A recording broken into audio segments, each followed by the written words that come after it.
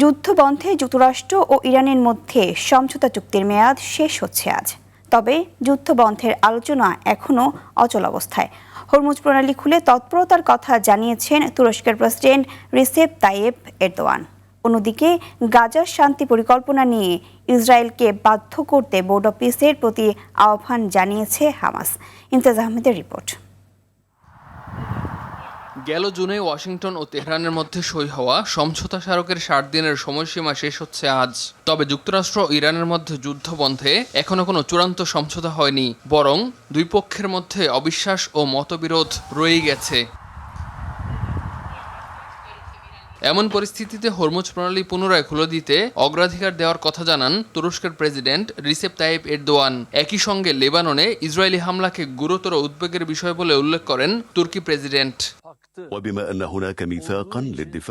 Iran যুক্তরাষ্ট্র সংকটের মধ্যেই গাজা যুদ্ধবন্ধে নতুন করে শুরু হয়েছে কূটনৈতিক তৎপরতা। মিশরে হামাসের রাজনৈতিক প্রধান খলিল হায়ার নেতৃত্বে প্রতিনিধি দলের সঙ্গে বৈঠক করেছেন মার্কিন প্রেসিডেন্ট ডোনাল্ড ট্রাম্পের জামাতা জ্যারেড কুশনার। বৈঠকের পর গাজা শান্তি পরিকল্পনা মেনে নিতে ইসরায়েলকে বাধ্য করতে বোর্ড অব পিসের প্রতি আহ্বান জানায় হামাস।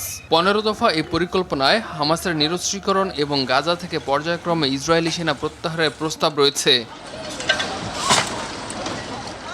তবে ১৫ দফা পরিকল্পনা প্রত্যাখ্যান করেছেন ইসরায়েল প্রধানমন্ত্রী বেনিয়ামিন নেতানিয়াহু।